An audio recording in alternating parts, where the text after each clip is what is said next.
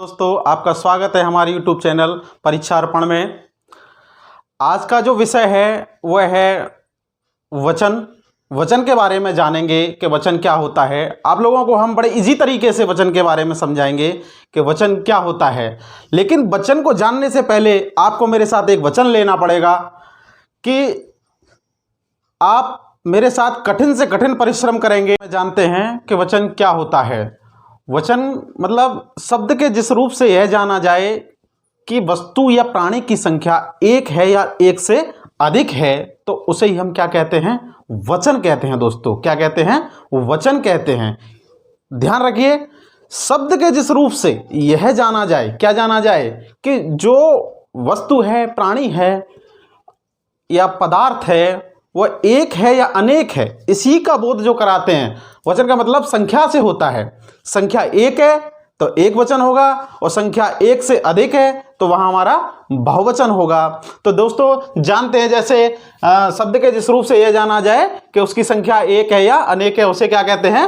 वचन कहते हैं। दोस्तों, क्या कहते हैं? वचन। जैसे बालक, बालक को हम बहुवचन में बनाएंगे तो क्या कहेंगे? बालकों।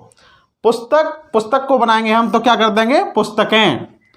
गधा, गधे को कर देंगे तो क्या हो जाएगा? बहुवचन में बनाएंगे तो गधे। घोड़ा को बनाएंगे तो घोड़े, और मेज को बनाएंगे तो मेजें। तो ये हमारे एक वचन है और ये बहुवचन है। क्या जैसा कि हम जानते हैं कि हिंदी में केवल दो ही वचन होते हैं, एक वचन और बहुवचन। हालांकि संस्कृत में भिन्न होता है, इससे अलग होता है, लेकिन हिंदी में हमारे दो ही वचन होते हैं। इंग्लिश में भी इससे भिन्न होता है।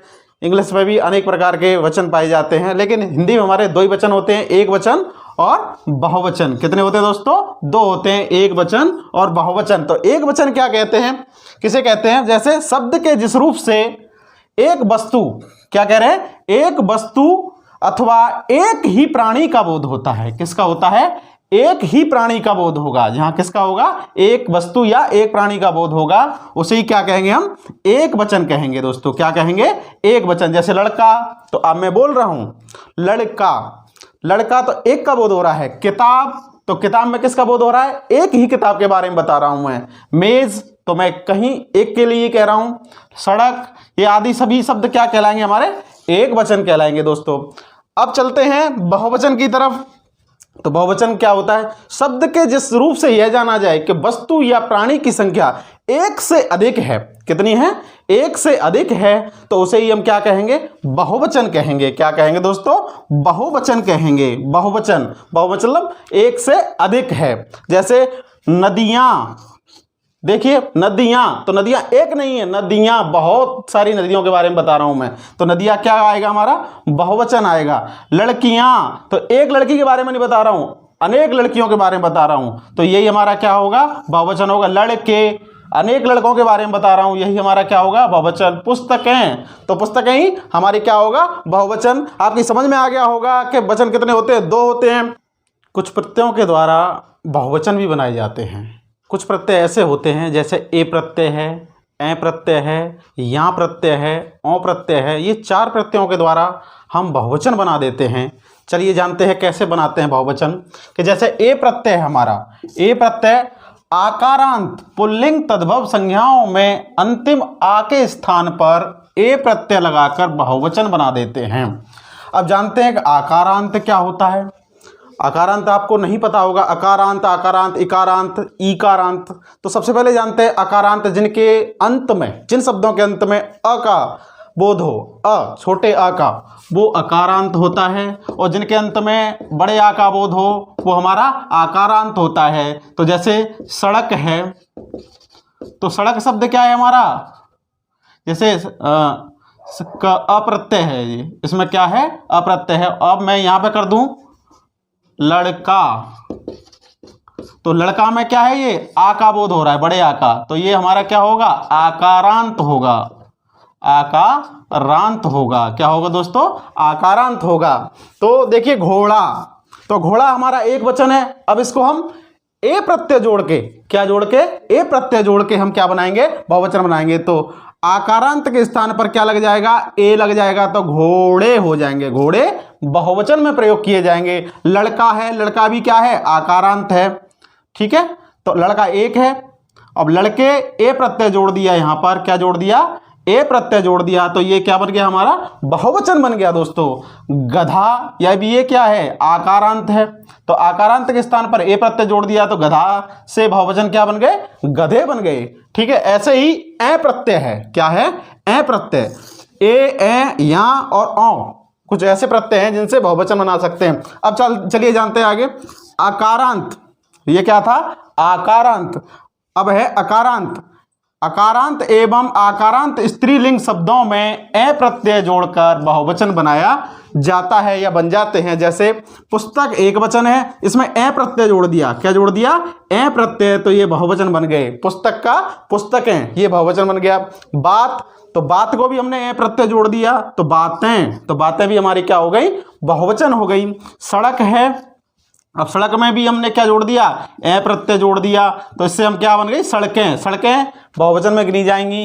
गाय, गाय में ए प्रत्यय जोड़ी, गायें, तो ये भी हमारी बहुवचन। माता, तो माता में ए प्रत्यय जोड़ दिया तो ये माताएं भी क्या हो गई, बहुवचन बन गई दोस्तों। नेक्स्ट है यहाँ प्रत्यय जोड़कर, यहाँ प्रत्यय इकारांत या इकारांत स्त्रीलिंग शब्दों में जुड़कर उसे बहुवचन बना देता है।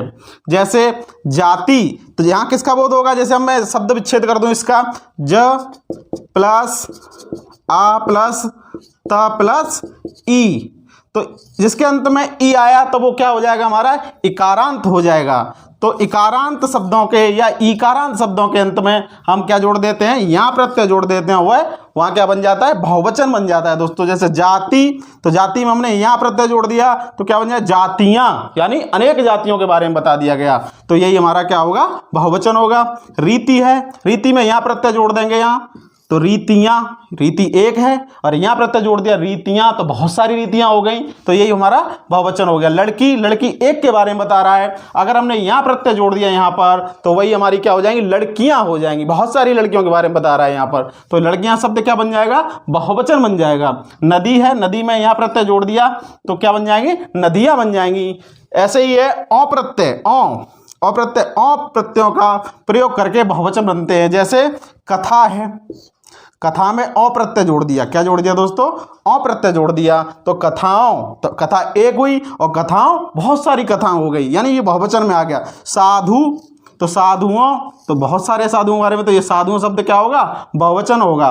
बहन, बहनों, बहन से क्या बन जाएगा, बहनों बन जाएगा, इनमें अप्रत्यय जुड़ जाएगा। ठीक है, माता और माताओं, तो ये भी हमारा बहुवचन बन जाएगा। तो मैंने आपको बताया है कि प्रत्यय हमेशा किस में लगते हैं, पीछे लगते हैं, शब्द के पीछे लगने वाले शब्दों को हम प्रत्यय कहते हैं और शब्द के आगे लगने वाले शब्दों को हम क्या कहते हैं, उपसर्ग कहते हैं। तो इसलिए ये पीछे लग रहे हैं तो ये हमारे क्या कहलाएंगे, प्रत्यय कहलाएंगे दोस्तों, क्या कहलाएंगे, प्रत्यय कहलाएंगे।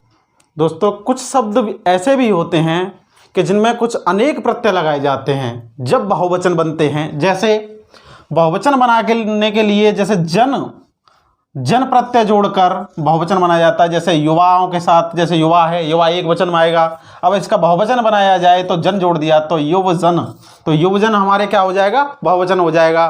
जैसे कृषक एक शब्द है जिसमें गण प्रत्यय जोड़ दिया जाए तो कृषक गण, तो कृषक गण मतलब अनेक किसानों के बारे में बताया जा रहा है, इसलिए यहाँ पर बहुवचन होगा।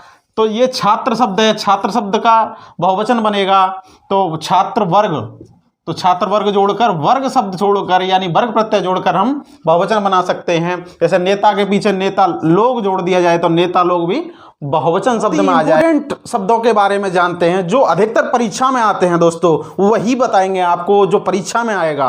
अब तक तो मैंने डिटेल से बता दिया था, लेकिन अब कुछ फिक्स शब्द हैं जो अधिकतर आपको हर परीक्षा में मिल जाएंगे। जैसे नित्य बहुवचन कौन कौन से शब्द होते हैं, अधिकतर पेपर में यहीं से आता है, आप लिख कर ले लीजिए, आपको हर एक परीक्षा में यही शब्द देखने को मिलेंगे आपको। जैसे प्राण शब्द हमेशा बहुवचन में ही गिना जाता है, दर्शन शब्द बहुवचन में नहीं, बहुवचन में ही गिना जाता है, आंसू है, होश है, हस्ताक्षर, बाल है, ये सभी नित्य बहुवचन में आते हैं। कैसे आते हैं, जैसे मैं पढ़ूंगा प्राण शब्द में कौन सा वचन है तो आप इसका वाक्य बना लीजिए। मेरी एक ट्रिक है यहाँ पर कि कोई भी आपको वचन आए तो आपको कुछ नहीं करना है, आपको उसका वाक्य बनाने ला है, वाक्य से ही क्लियर हो जाएगा कि इसमें एक वचन है या बहुवचन। या ये भी ना कर पाए तो उसके पीछे था है, अच्छा था, अच्छी थी, ऐसे करके भी बता सकते हैं कि वह कौन सा वचन है। तो आपको हम जैसे प्राण निकल गए, क्या है, प्राण निकल गए, तो कितने, बहुत सारे, यानी बहुवचन में गिना जाएगा। ये किसके बारे में गिना जाएगा, बहुवचन में गिना जाएगा। दर्शन कर लिए, दर्शन कर लिए, दर्शन एक नहीं किया, ऐसे नहीं कहेंगे कि दर्शन कर लिया, ये अशुद्ध शब्द आ गया। दर्शन कर लिए, तो दर्शन कर लिए, दर्शन कर लिए, तो ये हमारा क्या है, बहुवचन में है। आंसू निकल गया, तो आंसू एक नहीं निकलता है कभी भी, आंसू अनेक निकलेंगे, तो आंसू निकल गए, निकल गए, तो ये हमारा आंसू शब्द किस में गिना जाएगा दोस्तों, बहुवचन में गिना जाएगा। होश उड़ गया या होश उड़ गए, हमेशा बोला जाता है कि आदमी के होश उड़ गए, होश उड़ गया नहीं, होश उड़ गए, होश उड़ गए, तो होश हमेशा शब्द किस में गिना जाएगा, बहुवचन में। हस्ताक्षर कर दिया नहीं, हस्ताक्षर कर दिए, हस्ताक्षर कर दिए, कर दिए, हस्ताक्षर कर दिए, ये हमेशा नित्य बहुवचन में ही गिना जाएगा। बाल कटवा दिया नहीं, बाल कटवा दिए, बाल, या बाल टूट रहे हैं, टूट रहे हैं, ऐसे नहीं बोलते हैं कि बाल टूट रहा है, बाल टूट रहे हैं। तो ये कुछ शब्द ऐसे हैं जो आपको अधिकतर परीक्षा में आएंगे, इन्हें आप बिल्कुल रट्टा मार लीजिए, बिल्कुल माइंड में फीड कर लीजिए कि ये हमारे परीक्षा में आने ही आने हैं। एक बार फिर बता देता हूं, प्राण है, दर्शन है, आंसू है, होश है, हस्ताक्षर है, बाल है, ये हमेशा बहुवचन में ही गिने जाते हैं दोस्तों।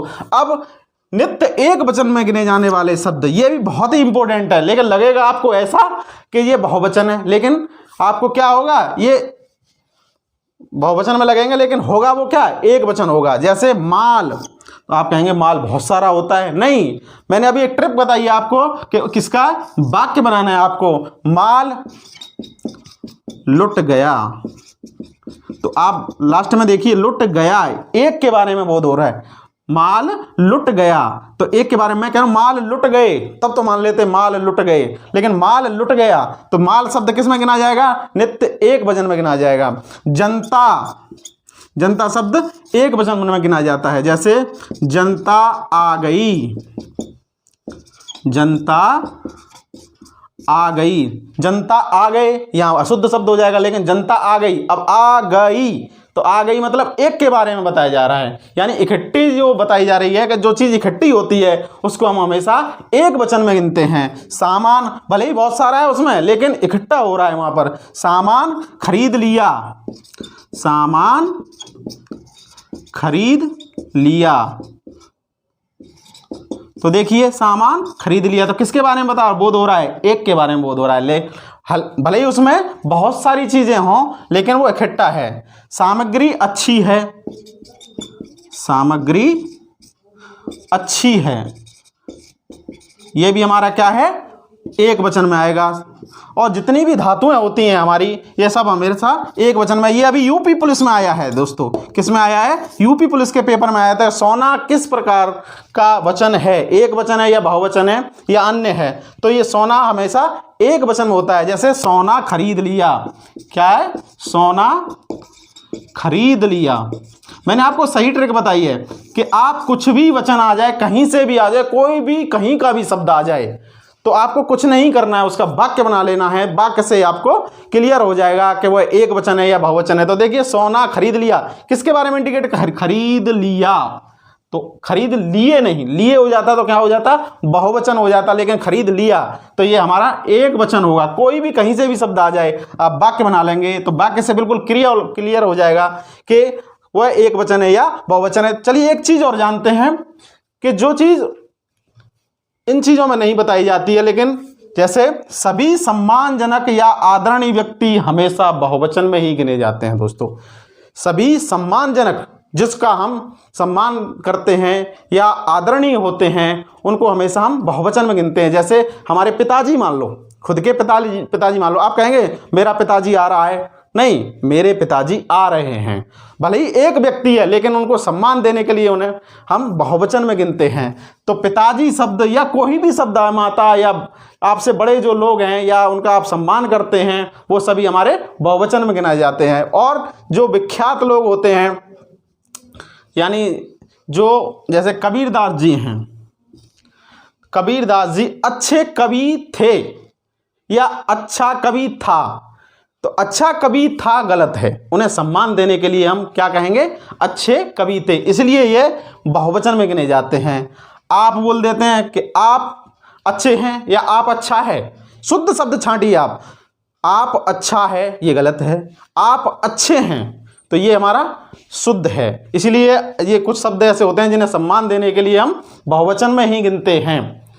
तो आपको मैं बता देता हूं कि आपकी समझ में बिल्कुल क्लियर आ गया होगा कि वचन क्या होता है। वचन में कुछ नहीं करना, इतनी रामायण आपने पढ़ी है, जो भी मैंने कराया है डिटेल से आपने बहुत अच्छे से समझा होगा। लेकिन अंत में एक चीज़ बता देता हूं, कोई भी शब्द आपका कहीं से भी आता है तो आपको कुछ नहीं करना है, उसका वाक्य बना लेना है, या फिर अच्छा था, अच्छी थी, था, थी, थे जोड़ लेते हैं, उसी से हमारा क्लियर हो जाता है कि यह एक वचन है या बहुवचन। आपको मेरी वीडियो अच्छी लगी हो तो आप ज़्यादा से ज़्यादा इसको शेयर करिए। और अभी तक आपने मेरे YouTube चैनल परीक्षा अर्पण को सब्सक्राइब नहीं किया है तो आप जल्द से जल्द सब्सक्राइब कर लीजिए, जिससे आपको और भी चीज़ सीखने के लिए मिले। धन्यवाद। जय हिंद, जय भारत।